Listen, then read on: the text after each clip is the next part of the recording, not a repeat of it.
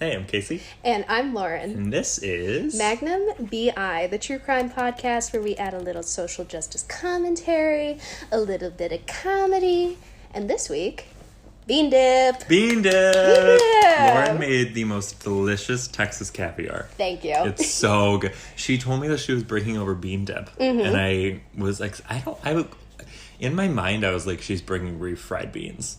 Like, I don't know why. Just like a single cold can of refried beans. Like, I was low-key imagining that. Yeah. And I was like, oh, cool. Yeah. And then she came and took off the tinfoil, and it was the most beautiful blend of corn and black. Oh, God. We got pinto beans. We've got jalapenos. There's garlic, scallions. There's a little red wine vinegar. The works. So good. The best only for you. And if you're watching on YouTube, you can see our bean dip. It's right there. Yeah. So good. So good. Glamour shot for the camera. Can't wait. What are we talking about this week, Lauren? This week, we're talking about a little unsolved mystery. I love it. You're coming for my gig. I know, right? This one is pretty famous. Again, it is the Somerton man / the Taman Should case, which is about a gentleman who was discovered on a beach in Adelaide, Australia, and the subsequent police investigation that went in to try to uncover his identity. Let's get into it. Let's go.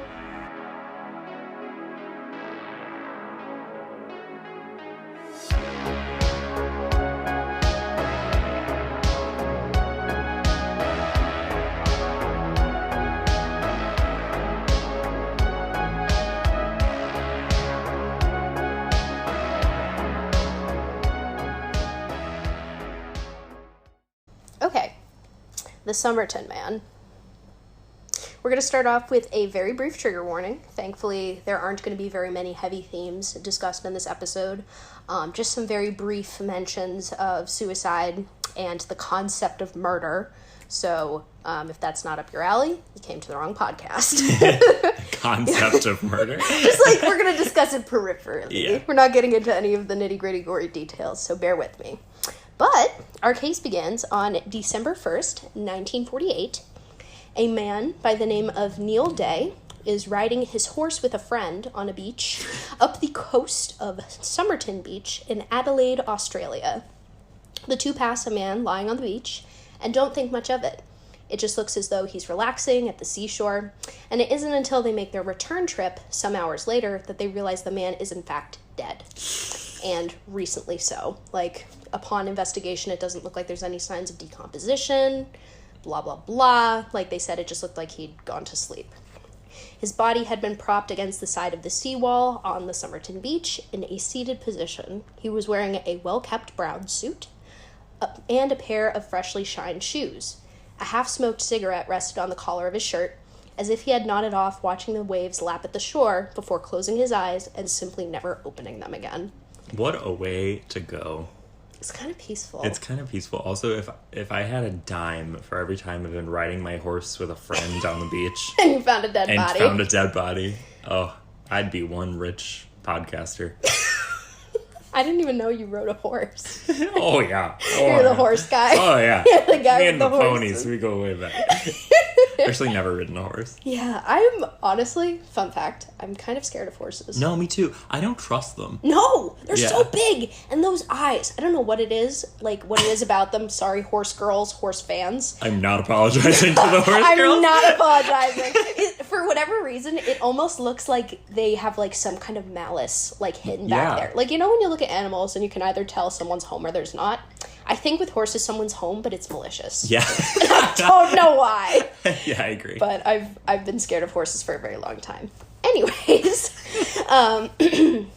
while Neil and his friend had been the first to notice the state of the gentleman on the beach, after the police were notified, other witnesses stepped forward to mention that they had seen a person of similar description sitting in the same spot on the beach the night before.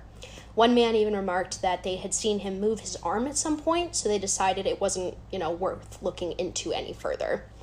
Unfortunately, however, the police officers working the case would come to realize that as they tried to determine the identity of the gentleman on the beach, that their investigation would only lead to more questions. So, let's get into it. Woohoo!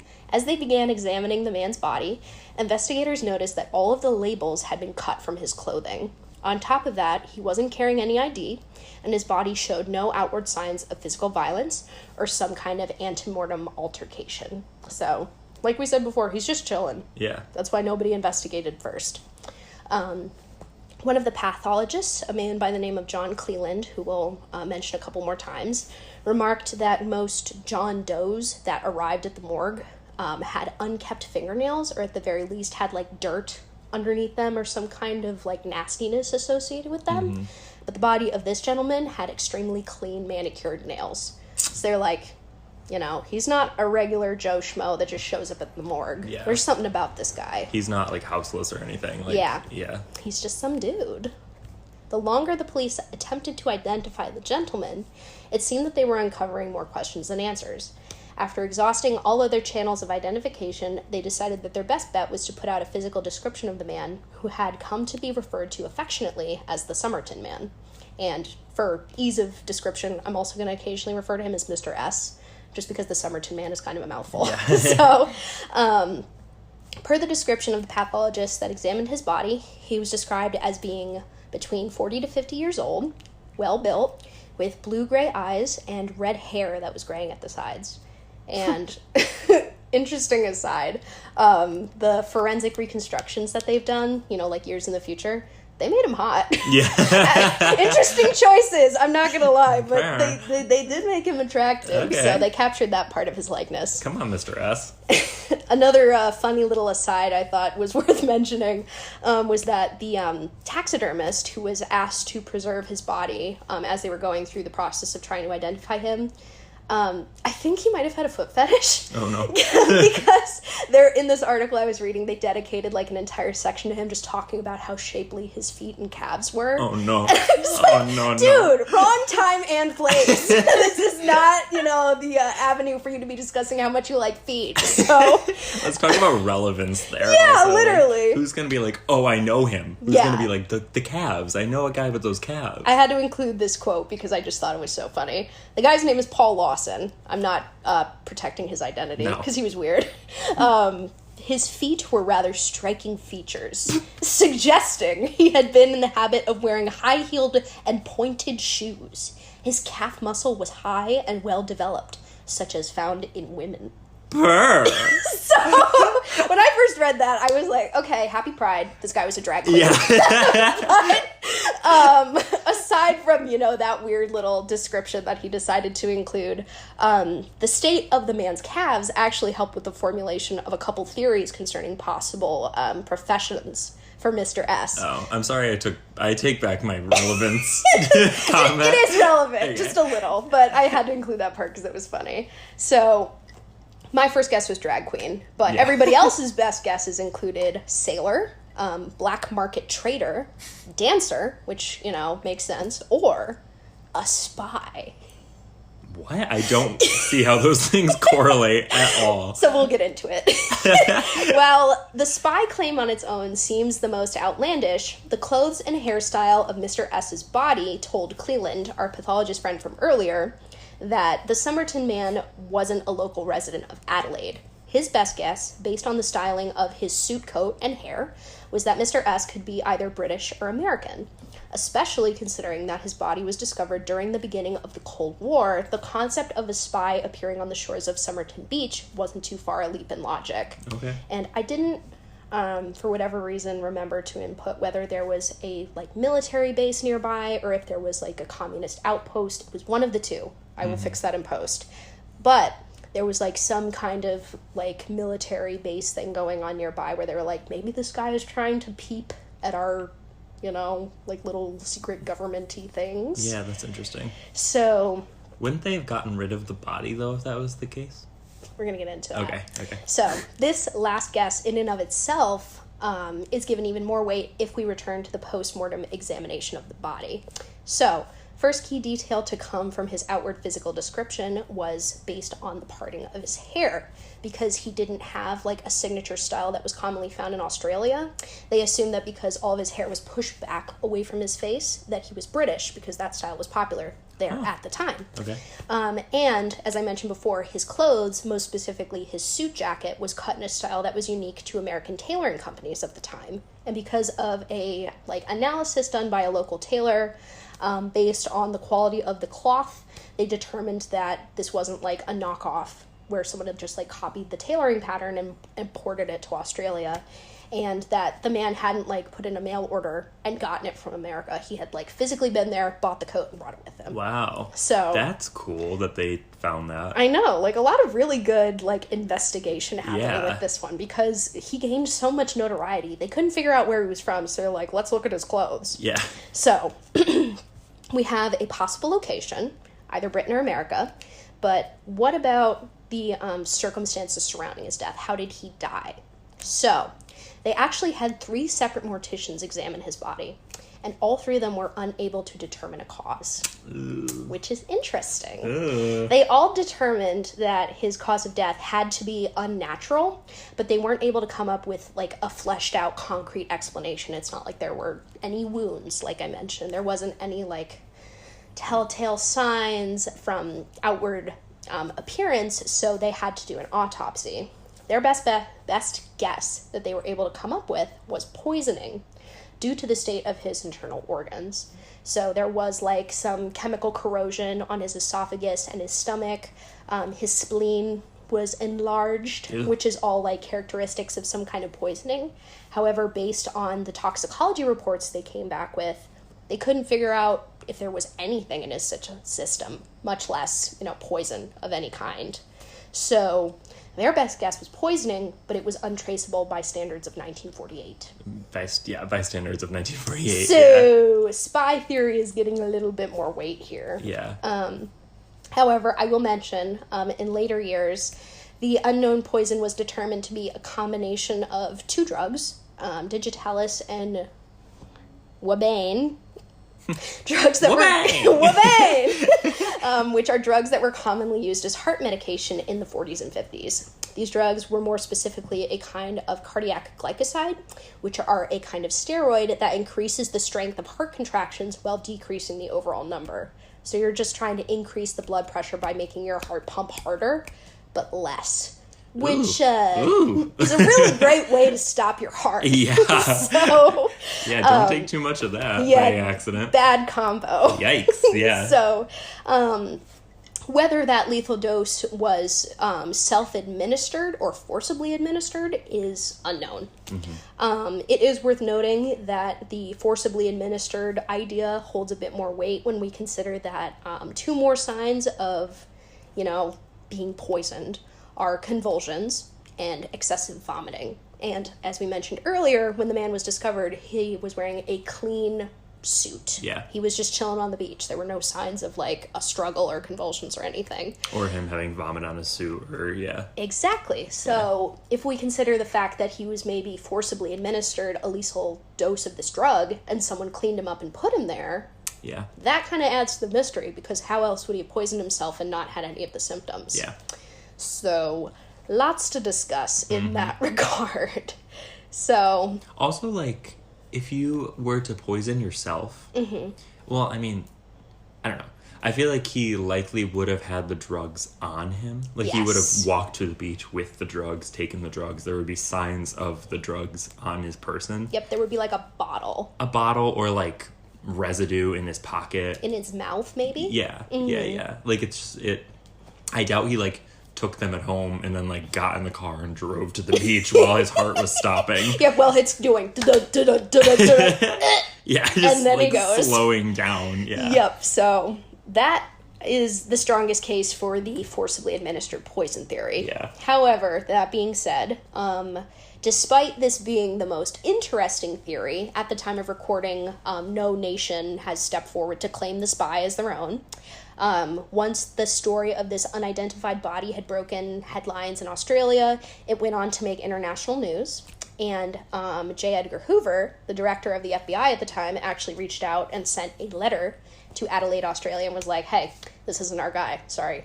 Hope you figure out who he is. Yeah, good luck. So, whether or not that's true, I don't know. Not sure if the FBI is the most reliable of sources, but nobody's claimed him yet. So, This would begin a very frustrating string of breakthroughs and subsequent dead ends that would plague the quote-unquote afterlife of the Somerton man. Many clues were uncovered in the police's efforts to identify his body, but most would lead them in circles. So, we're getting into a couple more little tidbits that come along with this case, so let's get into it.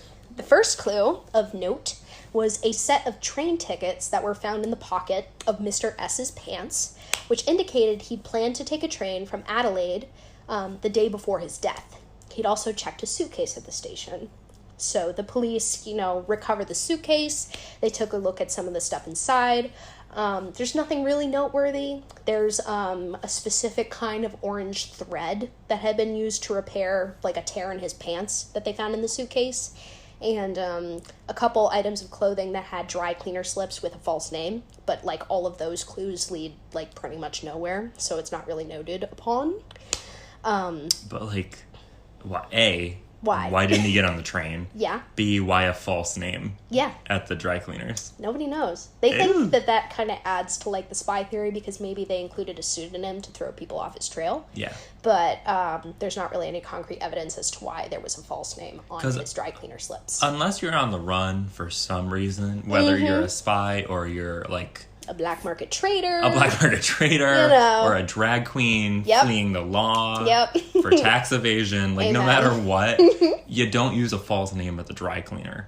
Yeah, like, why? The dry cleaner. Yep. So, they ran those dry cleaning slips back. Nothing. Nada. No info. Interesting. So, they also determined...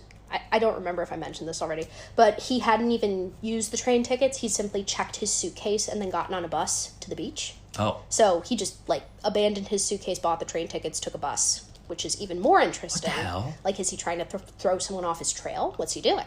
Yeah. I don't know. So...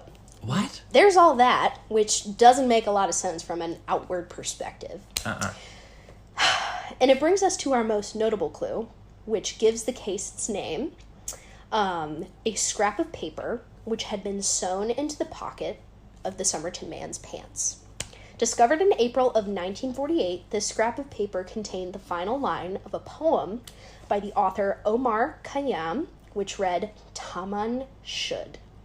This phrase, which is Persian, translates to is over or is finished. Oh, that freaks me out. See, I didn't know all the details of this case. I knew that part. Yep. That is, like, so freaky. Right? Like, you have what is essentially the words for it's over, written in another language, sewn into a hidden pocket in your clothes. A hidden pocket? Why? What is going on? Why is it there? Like, hello? Like, if it was, like, stapled to his damn forehead, I'd be like, okay, they were, like, sending a message to someone. Yeah, they killed somebody. Like, they killed someone and they're, like, trying to, like, use him as an example. But to sew it into a secret pocket, like, who was that for? Yeah. Like, how did they know that they were going to open his pants pocket? The secret pants pocket. Like, what? What does that mean? Like, it's crazy. Where is that coming from? Oh, my God. That is so insane. So, this scrap of paper had been torn from a book of poems named the Rubaiyat. This book was tossed into the car of a barstander the day before Mr. S. was discovered, and once the case had gained greater notoriety, the book was surrendered to the police with its signature torn passage intact to confirm the identity of the book and more clues inside. So not only do we have the Taman should part, which, confirms the identity, the location of origin, as it were, there's more information we get to discuss. So, someone's really, like, setting up the Da Vinci Code. Like, someone's, like, playing a fun game here. I know, like, I feel like I'm connecting dots, even though, spoiler alert, we're not going to get much closure. Yeah, no. However, we're going to have fun along the way. The overall theme of the Rubaiyat was to live life to its fullest and enjoy it while it lasts. This led police to theorize that Mr. S. had committed suicide, as the passage sewn into his clothes seemed to have greater significance to the overall case. Along with the scrap of paper that had been torn from the book were other clues, including a cipher and a phone number. Yeah. So, No. So, spy territory. Imagine if that was your car. Right? That was thrown in. And it's like, I have a book with a secret spy code, a missing piece of paper, and a phone number? Yeah. What? Just put in the back of your pickup truck. Yeah, and it's like, I swear I had nothing to do with this. Yeah. Or maybe I did, I don't know. I'm not telling you. Oh my god, yeah. Like, crazy. So, first of all, the cipher. It contained 5 lines of text, one of which is crossed out. This added to the theory that the Somerton man could have been a spy. On their own, the letters make no sense. It just looks like a mishmashed jumble of consonants and vowels. There's no, like, rhyme or reason to any of it. Police and professional cryptographers alike have attempted to decode the text, but none have come to an answer. And we know this, like, not even just by 1940 standards. Like, this is years in the future. Yeah. And nobody has come up with any answers. Because anyone could still find that online and try to solve it, you know? And there's been no updates. Oof. So cryptographers have even stated that the text itself could have no meaning. Mm-hmm. Like, it was just like random scribbles from someone that was not in a good mental state, or, you know, without a codex to help decipher the code. No one's ever going to know what the words mean. It's just a jumble. So, another dead end, unfortunately. However, this leads us to the second clue, a phone number, which leads to our most promising lead yet. Oh. Next up, we have Jessica Jo Thompson. Come on, Jess Thompson. Jessica Jo. Come on, Jessica Jo. Jessica Jo with the good calves. Not the calves!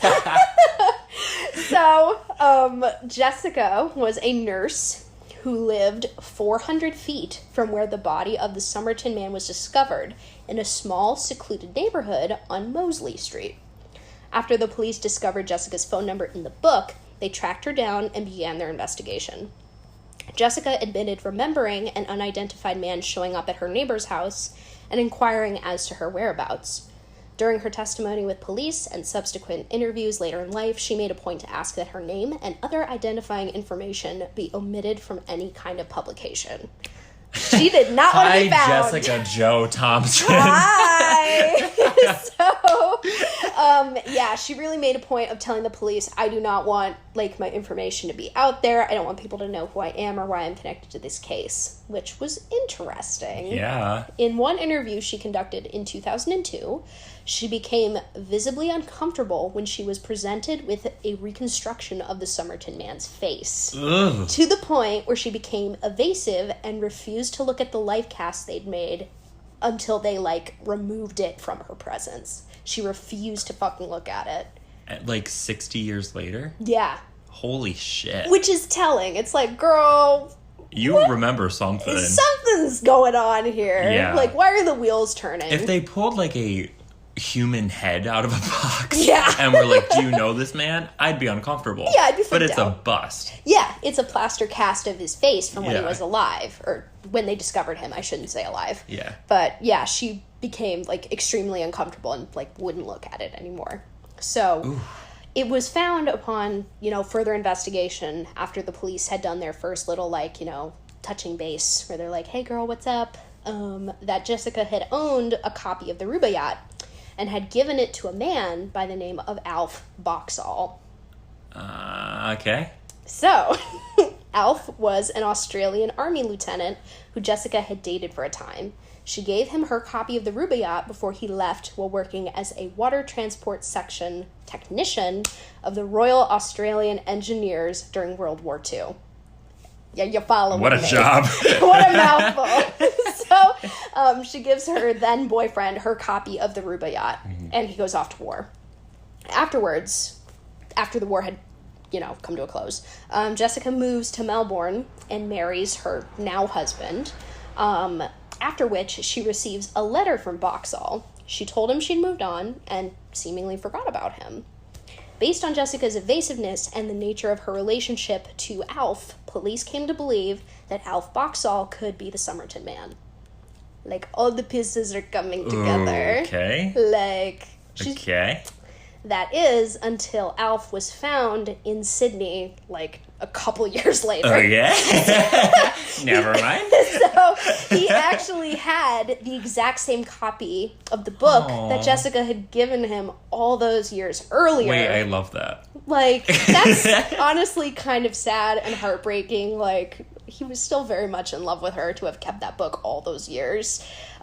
He was a Pisces, anyway. He was fucking Pisces. But, yep, the copy that she had given him still had the Tanam should portion of the poem intact. And she had even included, like, a little handwritten love note to confirm that that was her copy and wasn't just a random copy he had. Okay. So, unfortunately, The Somerton Man is not Alf Boxall. Was the Rubaiyat, like, a popular book? It was extremely popular in Australia. Okay. So it's not, like, strange that she also, like, had a copy of it? And yeah. Okay. But it was a weird coincidence, especially considering she had gotten, like, so weird and evasive, especially upon being shown the bust. Yeah. So that was, like, the reason why they gave that portion of the theory so much credibility. They're like, what's going on, girly? Yeah. So, unfortunately, as of writing this, we still don't know who the Somerton Man is more than 70 years later.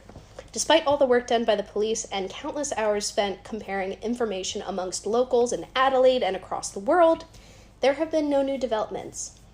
Until 2017. Oh. So, ding, ding, ding. In December of 2017, a professor from Adelaide University named Derek Abbott pioneered a new identification process using hairs from the plaster life cast made of the Somerton Man's head in 1948. Cool. So, after they had, like, used the plaster on the dead guy's head to make the life cast, when they removed his, body from the cast, there were still physical hairs left in the plaster.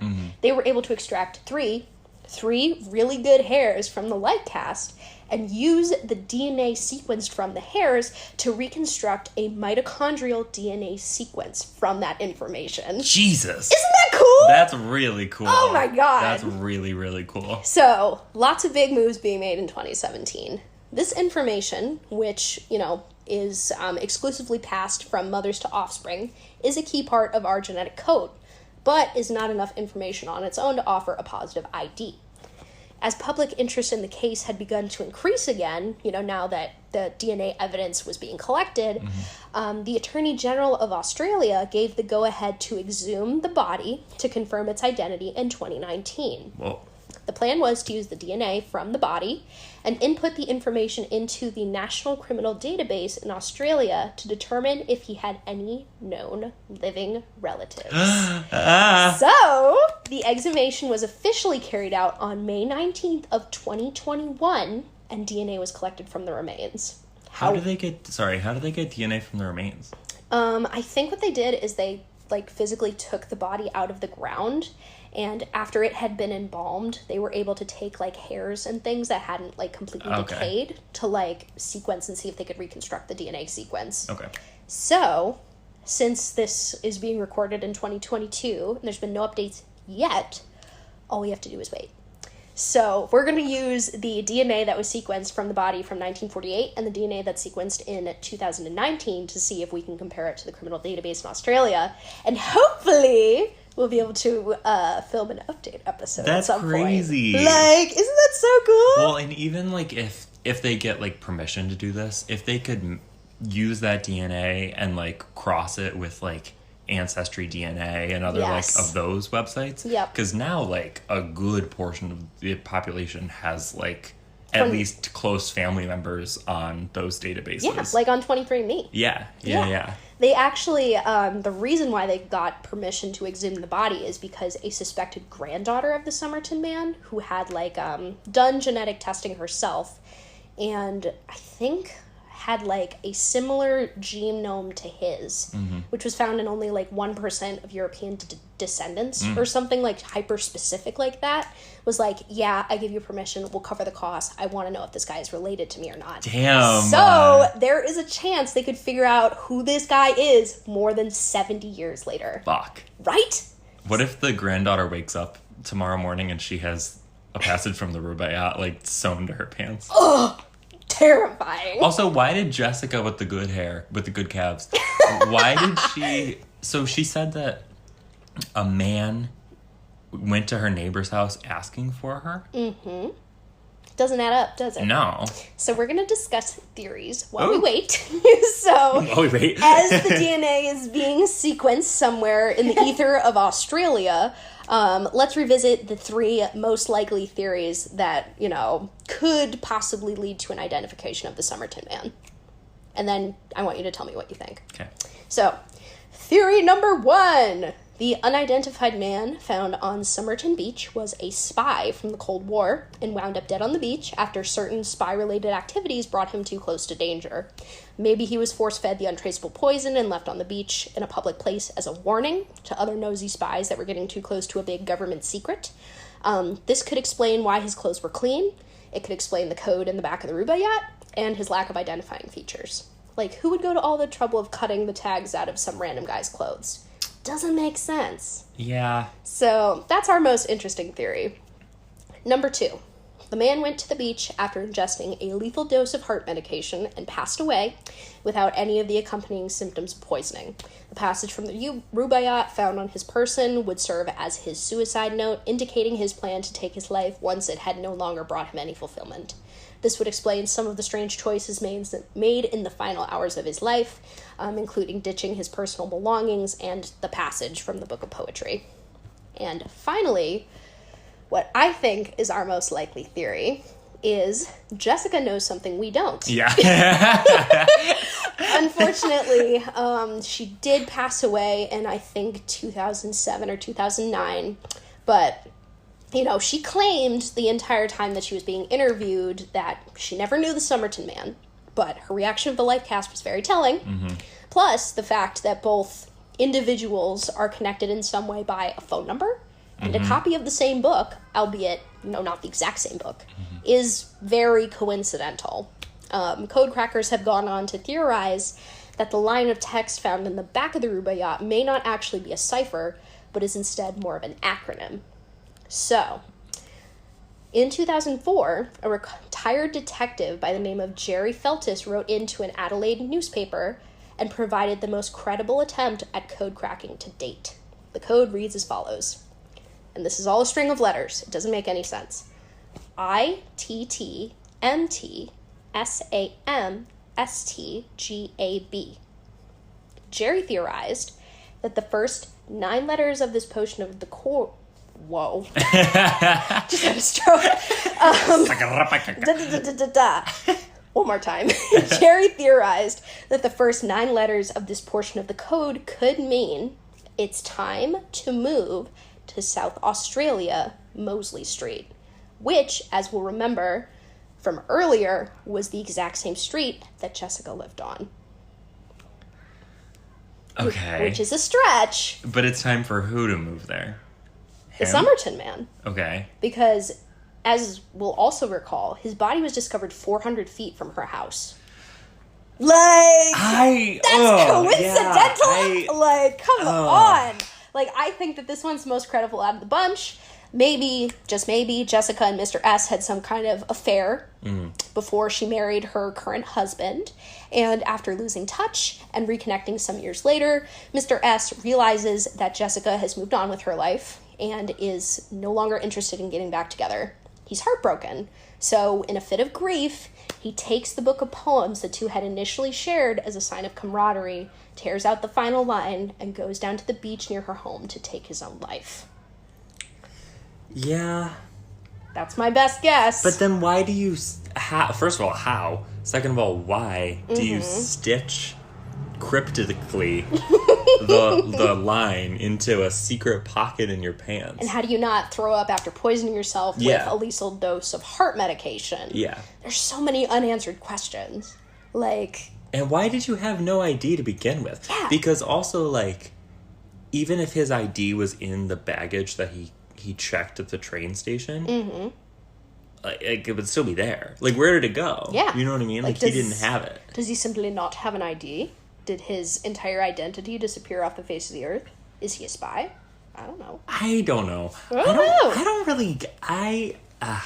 The spy one kind of throws me off. Mm-hmm. Because, the secret military thing... The code. Well, no, the place nearby. Yes, the base. The base. Yes. Was it secret? Yes. Like, was it, like, undercover? Yes. Well, then I feel like if they caught a spy who had found their secret operation... Yes. They wouldn't leave him there to warn the other spies. True. Because the other spies would be like, oh, well, now we know for sure where the secret operation is. It's 400 feet from Mosley Street. Yeah, like, I feel like... And also, like... I don't know. That one's just weird. I think the thing that I really can't get over is... Jessica's number in the book. Yeah. Because why the hell, even if he was a spy, like, no matter what theory is accurate, why was Jessica's number in the book? Exactly. What does she know that we don't? And what secret did she take with her to the grave? I don't fucking know. You don't just sprawl random phone number. Unless the phone number was, like, potentially part of the code. Maybe. And it got misread as a phone number, but she lived 400 feet from him. Like that. So that's that has to unlikely. Mean something, yeah. You know? And it's like, there was, Code Crackers theorized for a while that possibly her last name had something to do with the cipher. Like, maybe the phone number was like, oh, you know, Thompson, the person that lives here. If we switch these letters with those letters and use... like T is the first letter or H is the first letter or something. Maybe we can crack it that way. But that didn't end up working either. So I think the acronym is the best guess because it's either that or it's like a random scribble of nonsensical letters or a spy code that we'll never uncover on our own. Yeah. So yeah. I don't know. I kind of stand by the acronym. I don't know if that specific acronym is correct, but I kind of stand by it being an acronym.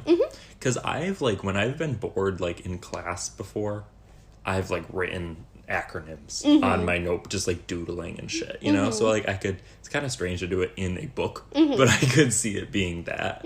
Especially if it's, you know, in the 1940s, you don't have fucking a GPS or Google Maps, and it's like, oh, I have to go to Mosley Street. I'm going to write that down, but I don't want to write... I don't have a piece of paper, so, like, And I don't want to write Mosley, so I'm just going to abbreviate with the letter M. Yeah. Or something else, you know?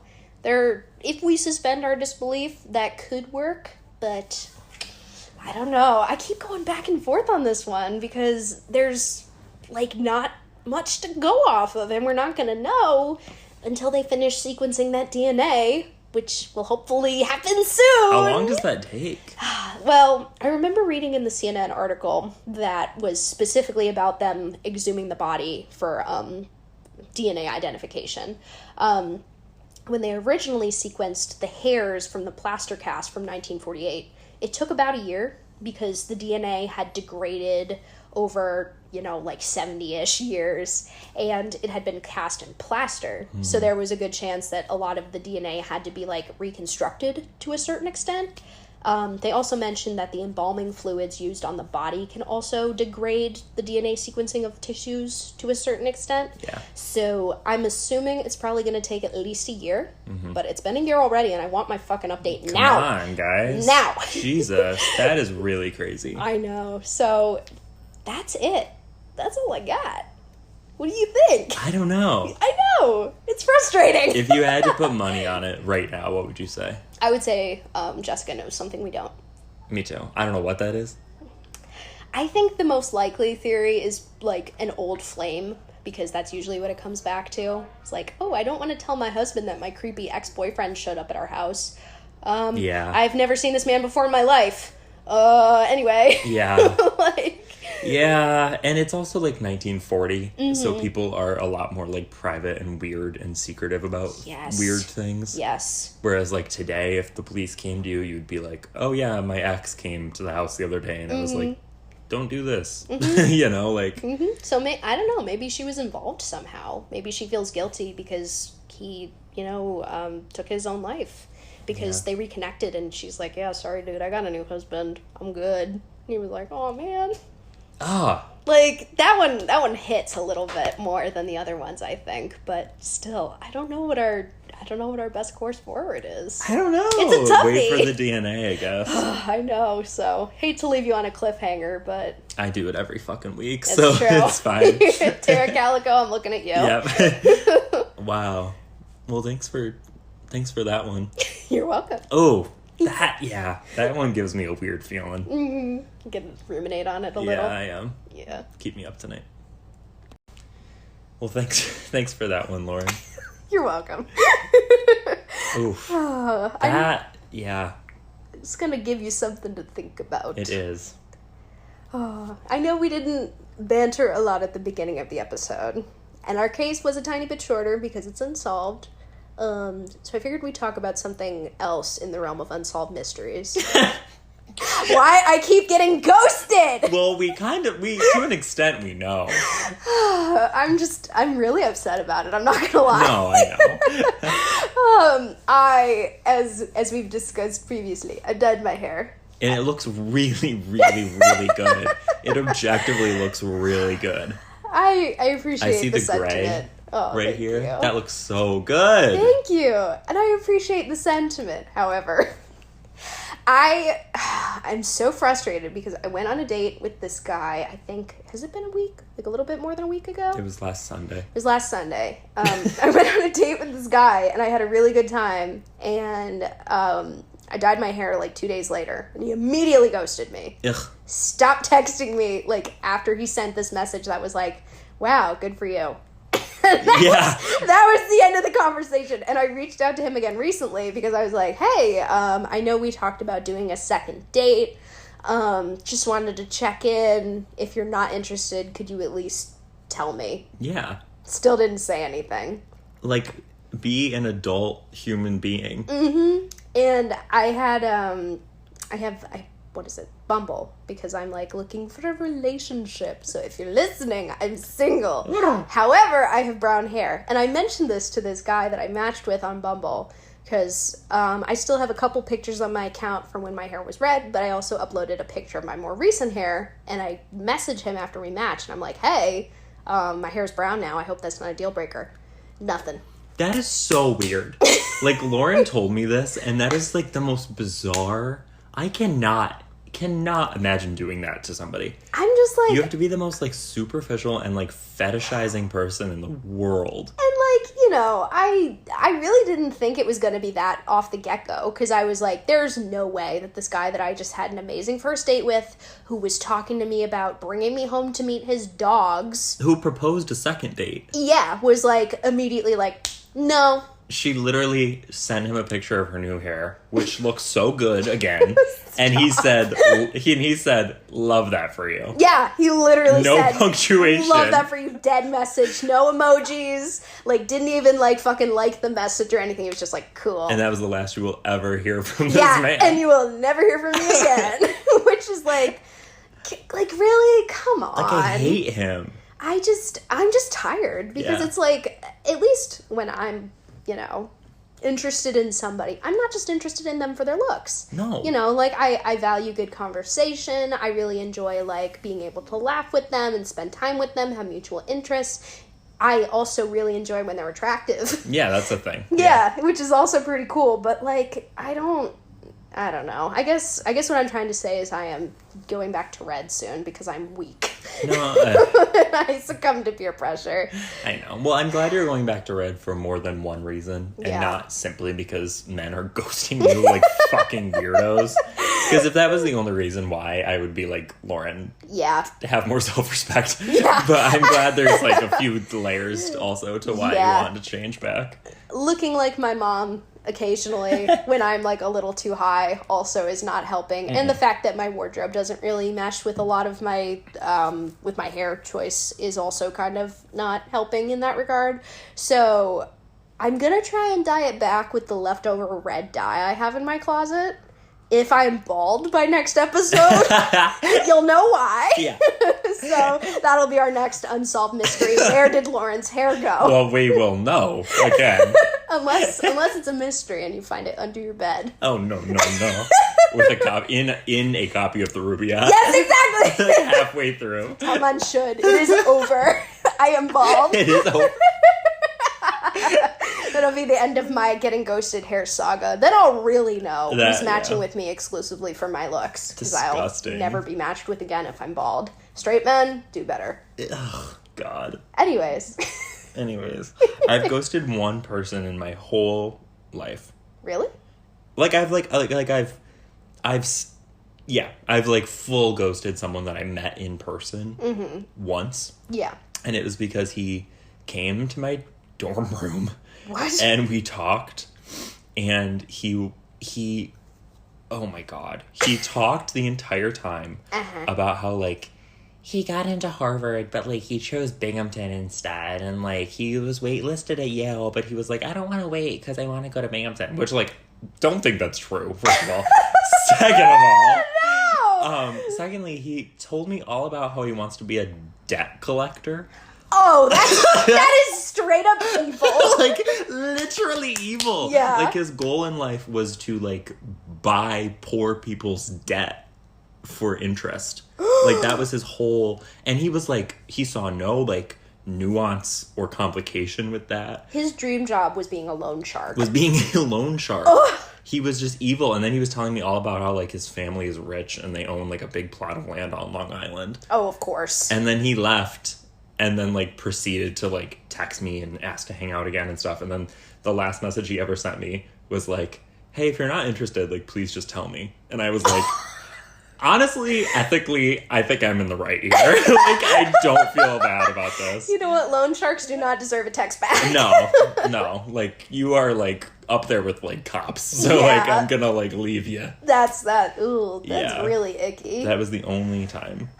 But that also wasn't because he dyed his hair brown. Yeah, that was a big, that was like 12 red flags all at once. Yeah. I was like, I want to be a loan shark. I am extremely rich and I want to talk about it a lot. I live on Long Island. I could have gone to Harvard. I could have gone to Harvard. Also, I could have gone to Yale. He proposed watching an episode of House. So this What? was all happening during an episode of House. Oh, he didn't even pick a good show. He chose House. He chose House. We watched the pilot.